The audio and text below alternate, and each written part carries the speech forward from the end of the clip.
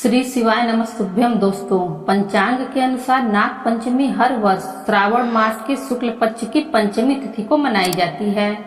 मान्यताओं के अनुसार नाग पंचमी के दिन नाग देवता की पूजा की जाती है। माना जाता है कि इस दिन नाग देवता की पूजा करने से और सांप को दूध पिलाने से जीवन में सौभाग्य और समृद्धि आती है। इस वर्ष नाग पंचमी 9 अगस्त शुक्रवार को मनाई जाएगी।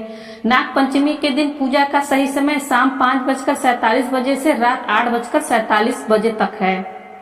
इस दिन पूजा व्रत के साथ नाग पंचमी की कहानी सुननी चाहिए। नाग पंचमी के दिन प्रसाद के रूप में भुने हुए जौ और भुने हुए चने वितरित किए जाते हैं। इस दिन नाग पंचमी की कहानी या नाग पंचमी की व्रत कथा सुनने से व्रत का पूर्ण फल प्राप्त होता है। श्रावण मास की शुक्ल पक्ष की पंचमी को ही भगवान श्री कृष्ण ने वृंदावन के लोगों की जान नाग को हराकर बचाई थी। श्री कृष्ण भगवान ने सांप के फन पर नृत्य किया था, जिसके बाद से वो नथैया कहलाए थे। तब से ही नागों की पूजा की परंपरा चली आ रही है। तो दोस्तों, चलिए जानते हैं नाग पंचमी की कहानी। पौराणिक कथा के अनुसार अर्जुन के पौत्र और राजा परीक्षित के पुत्र जन्मेजय ने सांपों से बदला लेने और नाग वंश के विनाश के लिए एक नाग यज्ञ किया, क्योंकि उनके पिता राजा परीक्षित की मृत्यु तक्षक नामक सर्प के काटने से हुई थी। नागों की रक्षा के लिए इस यज्ञ को ऋषि जरत्कारु के पुत्र आस्तिक मुनि ने रोक दिया, क्योंकि उन्होंने सावन की शुक्ल पक्ष की पंचमी तिथि वाले दिन ही नागों को यज्ञ में जलने से रक्षा की और उनके जलते हुए शरीर पर दूध की धार डालकर इनको शीतलता प्रदान की। उसी समय नागों ने आस्तिक मुनि से कहा कि पंचमी को जो भी मेरी पूजा करेगा उसे कभी भी नाग के काटने से मृत्यु का भय नहीं रहेगा। तभी से पंचमी तिथि के दिन नागों की पूजा की जाने लगी। ऐसी मान्यता है कि जिस दिन इस यज्ञ को रोका गया उस दिन श्रावण मास की शुक्ल पक्ष की पंचमी तिथि थी। उस दिन तक्षक नाग व उसका शेष वंश विनाश से बच गया। मानता है कि यही से नाग पंचमी का पर्व मनाने की परंपरा प्रचलित हुई। एक और प्रचलित कथा के अनुसार नाग पंचमी के दिन ही भगवान श्री कृष्ण ने कालिया नाग का अहंकार तोड़ा था और नाग पूजा का महत्व बताया था। कथा के अनुसार पाताल लोक में कहीं एक जगह नाग लोक था, जहां मानव आकृति में नाग रहते थे। कहते हैं कि 7 तरह के पाताल में से एक महातल में ही नाग लोक बसा था, जहां कश्यप की पत्नी कद्रु और क्रोधवशा से उत्पन्न हुए अनेक सिरों वाले नाग और सर्पों का एक समुदाय रहता था। उनमें कहुक, तक्षक, कालिया और सुषेण आदि प्रधान नाग थे। नाग देवों की माता का नाम कद्रु है और पिता का नाम कश्यप। नाग देव की बहन माँ मनसा देवी हैं। शिवजी के गले में वासुकी नामक नाग लिपटा रहता है। भगवान विष्णु जी शेषनाग की सैया पर सोते हैं। खांडव वन में जब आग लगाई गई थी तो अश्वसेन नामक का नाग बच गया था, जो अर्जुन से बदला लेना चाहता था। राजा परीक्षित तो जब तक्षक नाग ने डस लिया था तो उनके मरने के बाद जब उनके पुत्र जन्मेजय ने नाग यज्ञ करके सभी नागों को मार दिया था, जिसमें वासुकी, तक्षक और करकोटक नामक नाग बच गए थे। वासुकी और तक्षक को इंद्र ने बचाया तो करकोटक उज्जैन में महाकाल की शरण में रहकर बच गए। नाग पंचमी की दूसरी कहानी। एक राजा के 7 पुत्र थे। उन सब के विवाह हो चुके थे। उनमें से 6 पुत्रों के संतान भी हो चुकी थी। सबसे छोटे पुत्र के अब तक कोई संतान नहीं हुई। जिठानियां बाज कहकर बहुत ताने देती थी।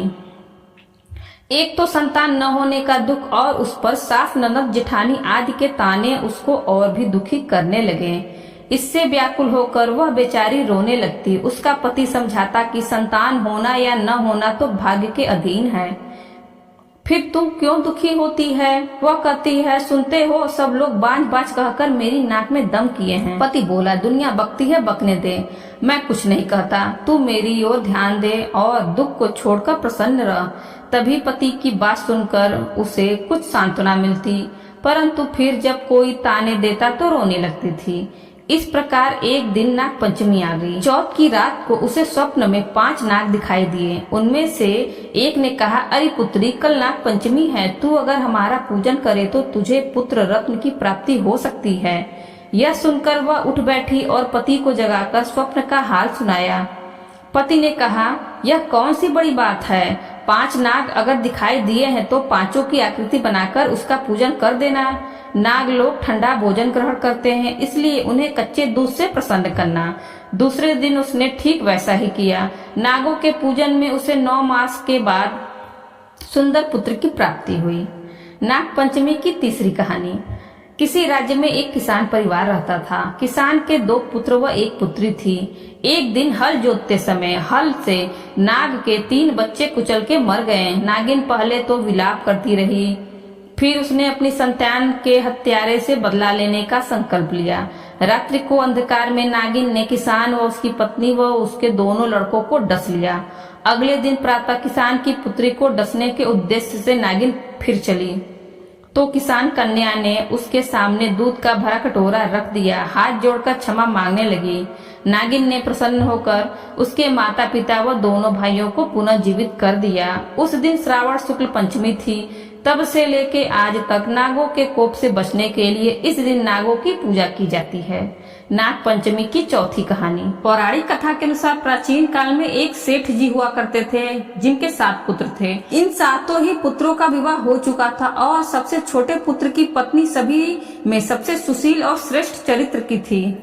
सबसे छोटे पुत्र की पत्नी का कोई भाई नहीं था। एक बार हुआ यह कि सबसे बड़ी बहू घर लीपने के लिए पीली मिट्टी लाने के लिए सभी बहुओं के साथ डलिया और खुरपी लेकर मिट्टी लेने निकल पड़ी। जब मिट्टी को खोदने के लिए मिट्टी में खुरपी गाड़ी तो एक सर्प निकल आया, जिसे मारने के लिए बड़ी बहू खुरपी चलाने लगी।